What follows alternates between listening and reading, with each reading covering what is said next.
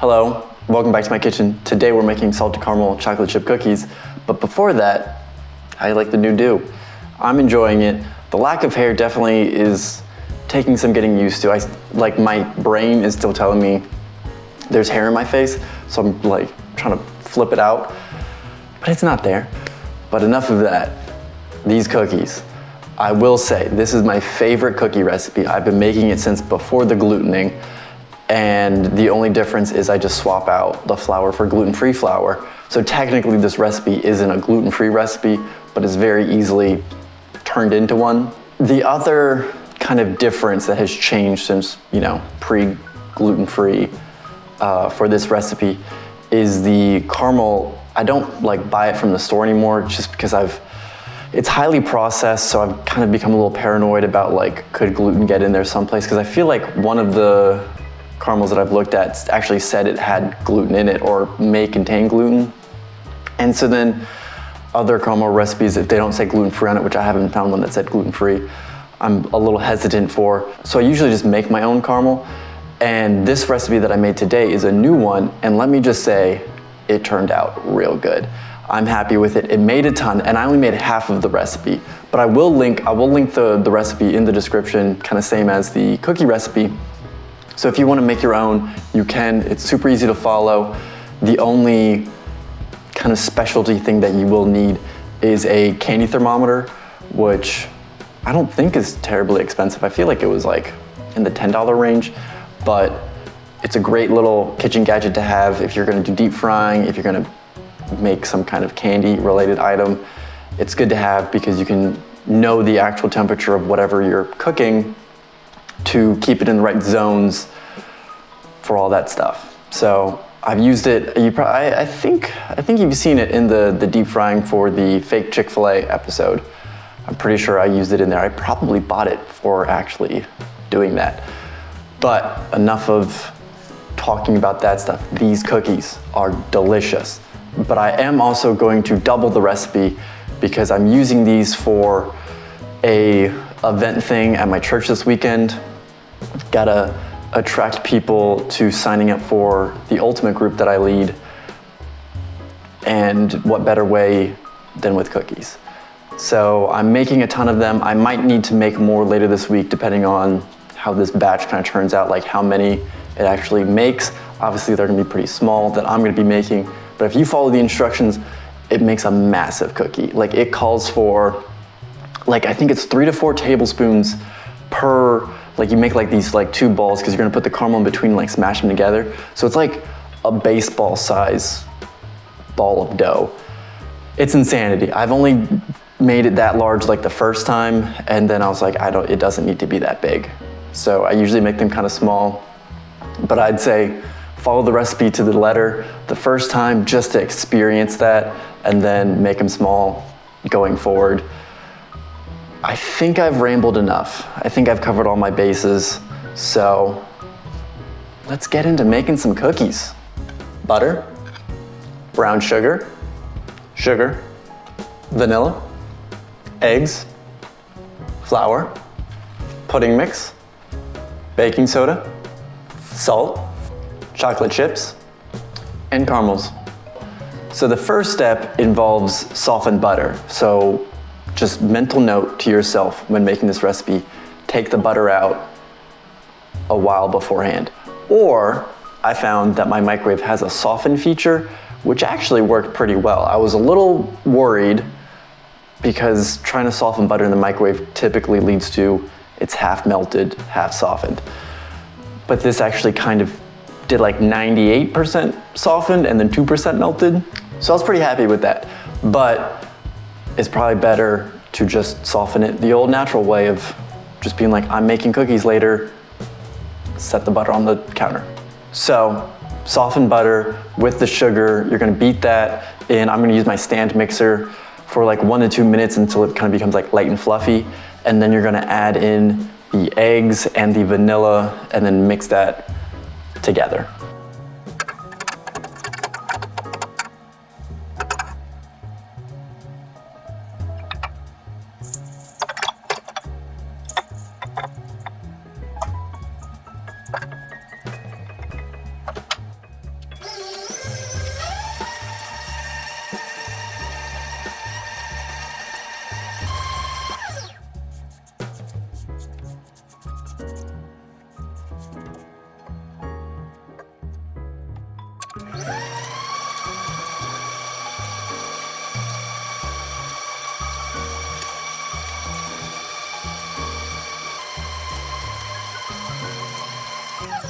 And then the next step is in a separate bowl, you're going to mix together effectively the dry ingredients, or, well, I was gonna say the remaining ingredients, but that's not true because the chocolate chips and the caramel do not get introduced yet. So it's the flour, the salt, the baking soda, and then the pudding mix. Just mix those together in a bowl, kind of give it a little mixy mix, and then you're kind of good there. It's just, this is essentially the dry, and then the wet ingredients are being gathered to then in the next step, we're going to combine them.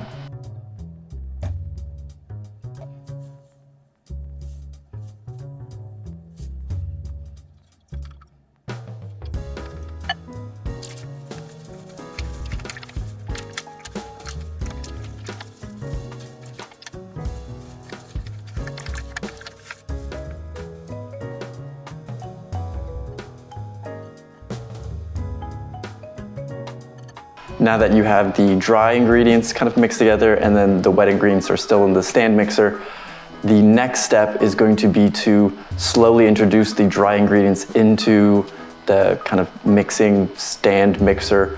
Well, actually, to be fair, I don't actually know if the recipe says to slowly do it. That's just something that I've started doing, because if you put a ton in there and then kind of kick it on, it'll shoot up in your face. So I just slowly add it.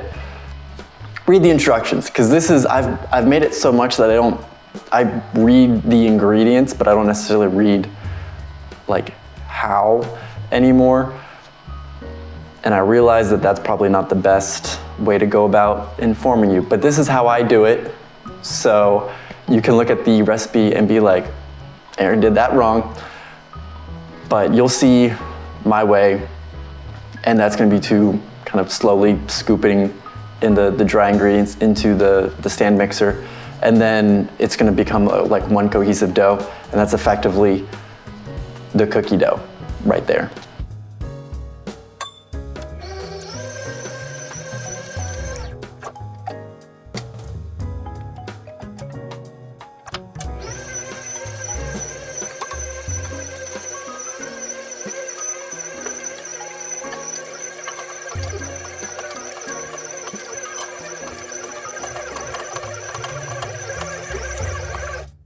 And the next step, now that we have the cookie dough kind of formed, to make it chocolate chip cookies, or chocolate chip cookie dough, because they're not cookies yet, is to add in the chocolate chips.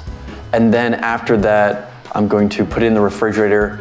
And the recipe once again says at least an hour, but I'm gonna do overnight, because it's one of those things, I think I just remembered, I've made chocolate chip cookies before for you guys. I didn't make the salted caramel chocolate chip cookies like this recipe. I made the Serious Eats one, which I believe was a brown butter chocolate chip cookie. So these are different. I'm not redoing a recipe here. But that one, I explained the science, which I do not remember now, and I did not remember to look up, so I'll probably be putting text someplace. But like, the longer you kind of let it sit and like those flavors kind of mix, the better the cookie's gonna taste. So doing it overnight actually does have a benefit, rather than just waiting like the hour like the recipe says at a minimum. So there is benefit to waiting a longer period of time. Also, I've eaten a whole bunch of caramels while I'm kind of doing this prep work, and so I probably don't need any more sugar tonight.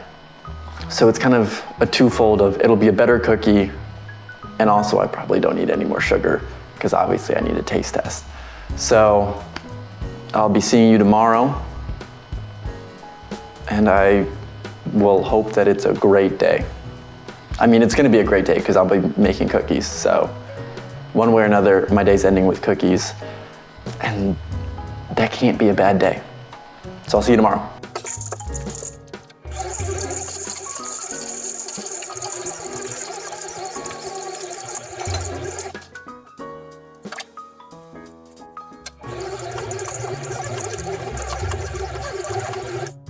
Welcome to tomorrow. We are now going to make the cookie dough into the cookie dough balls that are gonna go in the oven. And that is going to involve making 2 slightly smaller balls of cookie dough, and then placing the caramel between, and then kind of smashing them together into one larger ball. You'll see how it's done, but this is the step where the recipe calls for like 4 tablespoons per, so it's like an 8 tablespoon in the end. It's way too much. I mean, by all means, give it a go, but I don't need that much. I'm probably gonna do maybe a tablespoon per, just as long as they're even, you're good to go.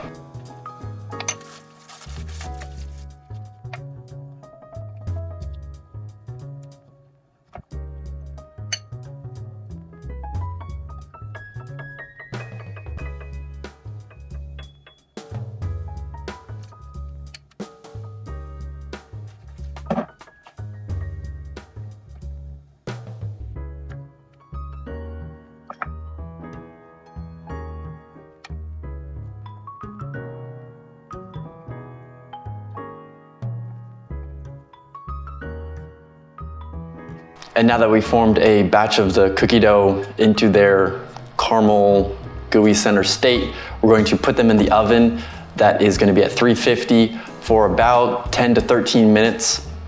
Just keep an eye on it. You'll kind of feel it out. I typically just do 10 minutes and then just check every minute or so until I'm like, that's done, and then pull it out and let them cool. So here we have it. The cookies have cooled off a little bit so that they're obviously able to be handled.